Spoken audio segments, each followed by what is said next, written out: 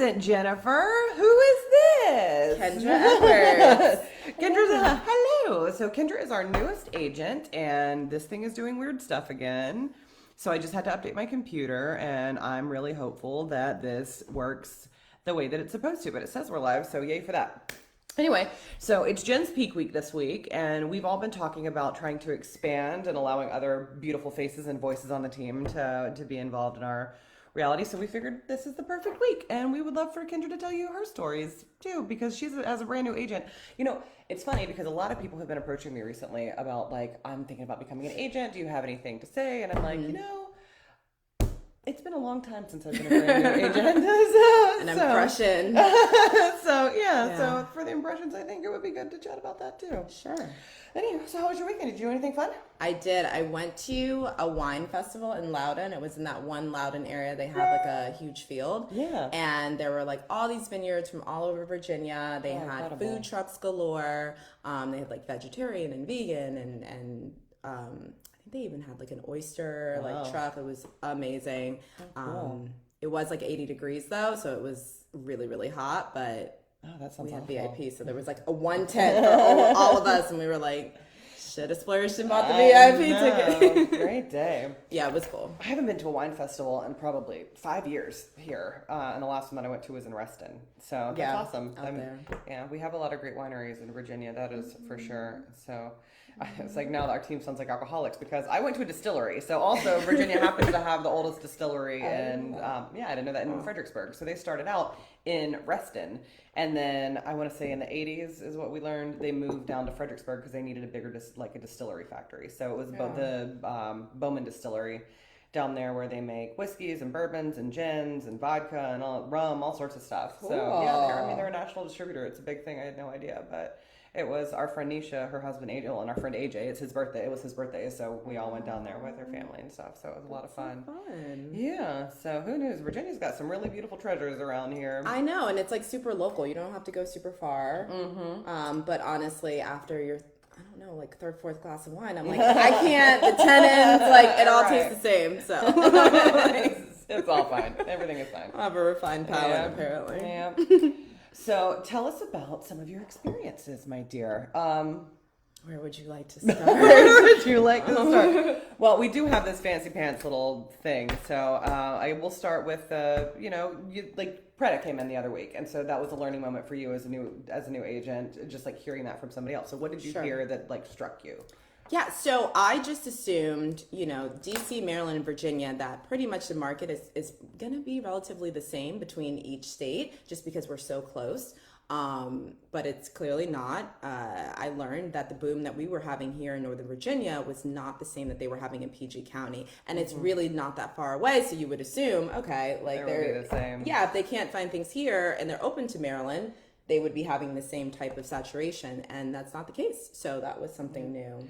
Yeah, and to expand on that a little bit further, it's like we've talked about this in the past, is these micro pockets. So, different areas are going to, like Belmont Bay, we're a micro pocket where if something comes up, it's going to fly. It's going to fly just because of the nature of the neighborhood. Mm-hmm. But yet, Rolling Brook, I have a house over there that I've had 92 showings on it, and it's been sitting for 70 days. It's staged, it's beautiful. Yeah. I'm meeting all of the metrics as far as like everything that goes along with it, but it's not moving, and I cannot for the life of me figure out why. That's a bigger question. In fact, you realtors, if you guys are out there listening, I would love to be able to hear your input on this. Call me. Let's have a conversation about it, because the house is adorable. And if it wasn't priced appropriately, we wouldn't have 92 showings. 92. Never heard of that. I've literally never heard of this, because statistically it takes 12 showings to get one offer. And we had 2 lowball offers. It was under contract, and then the contract fell off because we couldn't come to an agreement over some things, which was fine. But yeah, so it's been a little bit of a challenge with this particular house. So we did a price reduction, and we'll see what happens with it. But it's Micropockets. So, and this went on right at the tail end of whenever everything was really like crazily going on out there. Right. Yeah. But whenever we talked to Preda, she's the one who said, she's like, because she was over in PG and was like, we just never saw it. So But you think of PG County, I just say like everybody wants to live there, everyone wants to move there, especially if you really like Maryland. It's such a desirable county. It's a poppin' place. Yeah, so it's just interesting. Yeah, for sure. How different it is, just a couple miles away. Absolutely. So, Miss New Agent, a learning moment, which I love this. So she had during her first deal, she had some interesting challenges. And I would love to be able to hear to say the least, right? So I think I want her to talk about that and what sips tea. So I learned, and thank God I have this wonderful Eastern Ivy tea behind me because I did everything I was supposed to do. But attention to detail is super, super important. Really listening to your clients, their expectations, what they need, how long they need, really being able to manage expectations early on. I think that was the biggest thing that, you were like, look, you want to make sure that they're clear from the beginning because there's so many things that could go wrong. There's so many things that could pop up, and you just want to make sure that there's a clear line of communication from the start. And it gets you so far. My first clients, they were even though things came up because I was super clear and I let them know everything as we were going through it, they appreciated me, like the level of transparency. Absolutely. Even though there were things out of my control they didn't like. Right. And to take this even one step further, with Kendra, she didn't know these people, wasn't a family friend or anything. She actually picked them up from that sounds so funny. But she met them at an open house and they ended up connecting and staying in relationship and then continuing on to purchase together, going through that process. Yeah, it was actually kind of perfect how it happened. And they trusted me. They really trusted me, and I took that very seriously because within them trusting me, I owe you to be 100% transparent and let you know what's going on. And so that whole experience just showed me, okay, you don't just gloss over things. Like, you really need to hear your clients out and make sure that you're reiterating, what they're saying so that you're just clear on both ends. So attention to detail is huge, especially because they had basically like a 30-day timeline. And so there was no wiggle room. So there was no room for error on my first transaction. Like, it was like, we have to be in some place, which is something that a lot of people are experiencing that are getting out of their rentals and first-time home buyers. And, a lot of people are wanting to sell their properties now. So it's putting people in a pinch that were renting. So that was kind of their situation. Yeah. But and whenever, part of this also goes into being imperative that you have an agent that you trust on the other side. True. There was a seasoned agent on the other side who'd been around for a while, and there were some things that were missed on the seller's side of things that made it a little bit stressful for the seller, and ultimately ended up resulting in a relationship that now Kendra has with the seller. Like, after everything was closed and done and said, like, she's actually got a positive relations with her, where she's actually gotten several referrals from that seller. You. So appreciate you. hello, celeb guest Will says, well, hello, William. Hey, I didn't even see that. Okay. Yeah. All kinds of things happening here. So you never know. Like, she was doing everything right. She's like, I don't know if I can talk to these people. We sent it through the broker. We kept professionalism, saying we can't speak with you until all this is said and done. But she was approached after the fact just to have a bigger conversation afterwards. So just keep your professionalism to the utmost ability. Be exactly who you are all the time. Wrap people around you that can basically be on your bench and have your 6, 9, 12 everywhere. Okay, do we want to talk about it? Yeah, like, this was sure. the only time that they took a vacation. Okay. Like, they don't ever really go away for vacation, and so they were in the middle of the sea, and I was like, I need you guys. Josh was the only one here and came to oh my God. But then you were also teaching me, you were driving in a backwood, you had bad cell reception, and was we would cut in and out, and she was like, okay, this is what goes here, this is how you do this. So it really, when people ask you why are you on a team versus being an independent agent, this is why, because you're really being entrusted with people's future. Right. And I want to make sure, and I had so many resources help me make sure that I was leading them in the right direction and filling things out properly and making sure that they got everything that they deserve to get within the transaction. Katie says Josh is the best. Josh is literally the best. Literally. Like, he has got the most knowledge. It's like sometimes we sleep on Josh on the fact that he is an associate broker and he is on grievance. Like, the boy knows so much stuff. Oh, he came ready. He had the real estate law book. Like, he was like, what you need to know. Here we are today. Oh, what is it? Nicole paid a pretty penny for those calls in the middle of the Atlantic Ocean. I did, in fact. Yeah. But it was worth it. Needed it. Hashtag needed it. And good morning, Casey. I like your little hands, too. Hi. Casey is the team leader over the Fairfax location. Oh, awesome. Yeah. Nice. So it was an interesting time, but I think that's a great testament as to why be on a team, and because people are like, why do you want to give up half of your money? Well, it's not about giving up half of your money. It's making sure that you don't end up in jail. It's making sure that you have your fully covered, and and learning in the beginning is priceless. Like, you got to learn. For me personally, it's like I want to learn from the beginning the right way to do things. So there might be an L involved in that from the beginning, but at least I know how to do things properly, because Absolutely. you start off on the wrong foot and then you're Shiesty. just shy. There's all sorts of craziness, crazy little people out there. So yeah, what else we got on here? Let's see. Attention to detail is imperative. yeah. There's a slowdown period. Oh, that's a good market update. Yeah. So Yeah.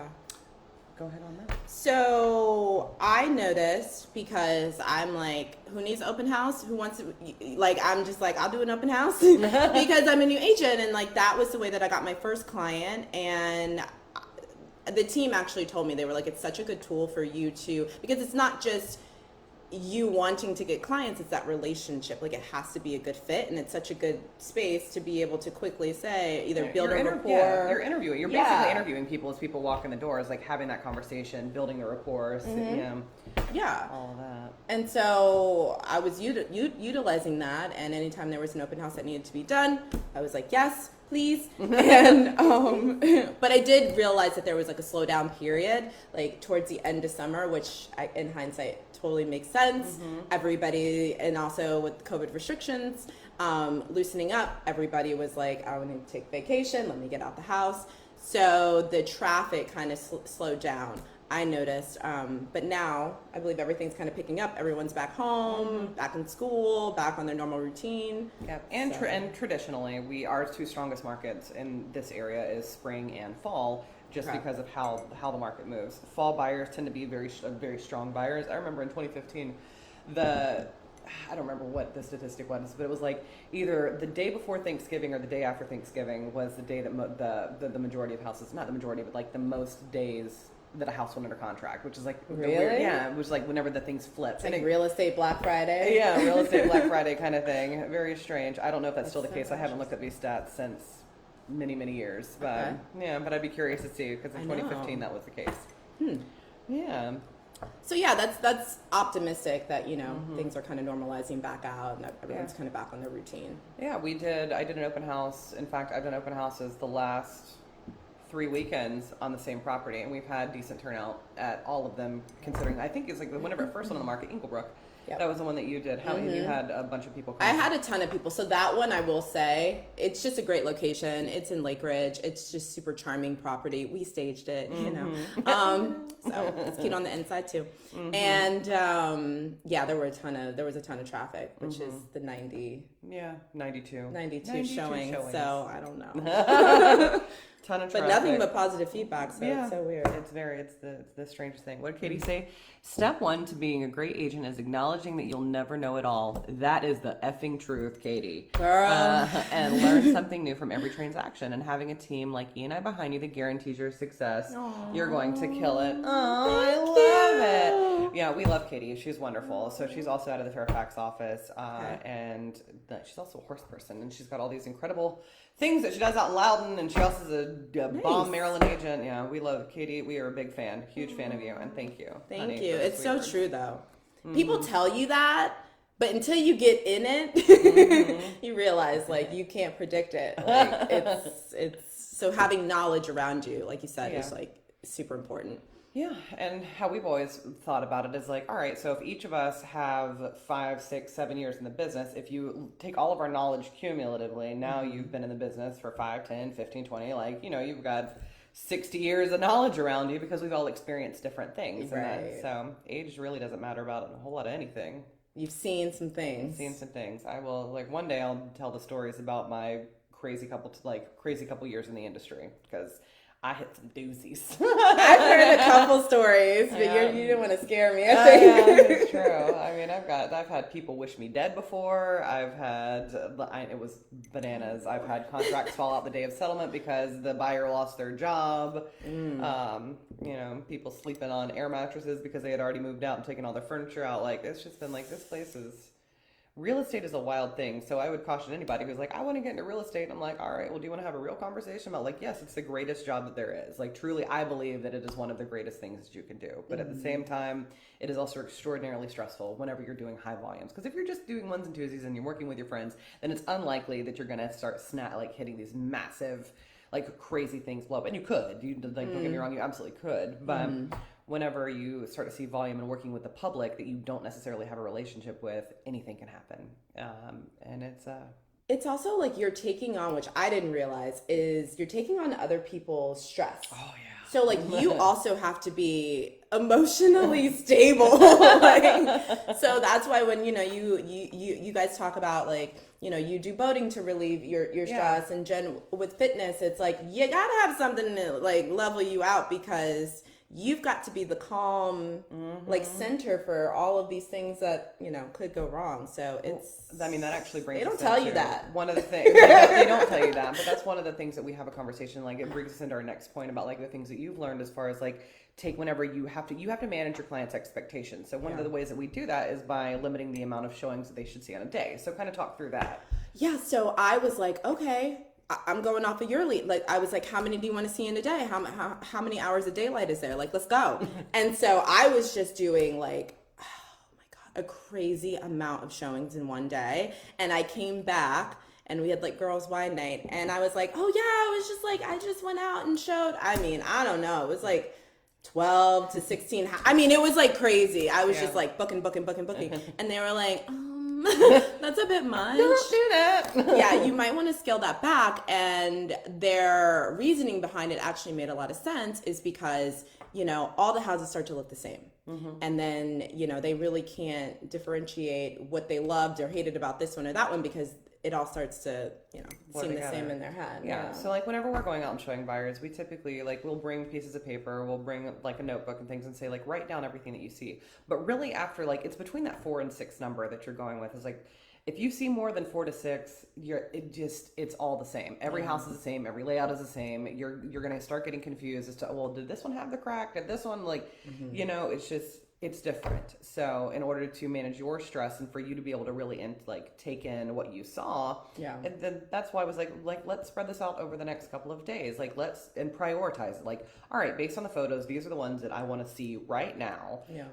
And then we can, if none of these work, then we can go to the second batch. And so it's just really you going through, you as the agent, we as the agent, going through and saying, all right, these are the things that you want. Does this actually fit all your criteria? Or are you just going out there and wanting to see a million things because you think that this is how you should do it in FOMO, right? So it's the fear of missing out. So yeah. And it also helps us narrow down, because you get that feedback after maybe the first 5 that you see, and then we can narrow it down. So you and in this market, it's so competitive and things were going so fast. It's like, you need to get to the one as quickly as possible. So seeing a million houses is actually not benefiting. No, it's not benefiting you as a buyer. Yeah. So just keep that in mind and listen to your agent. They're not telling you that because they're busy or they're lazy. They're telling you to try to protect you and allow your mind to be able to wrap your head around everything that you see. Right.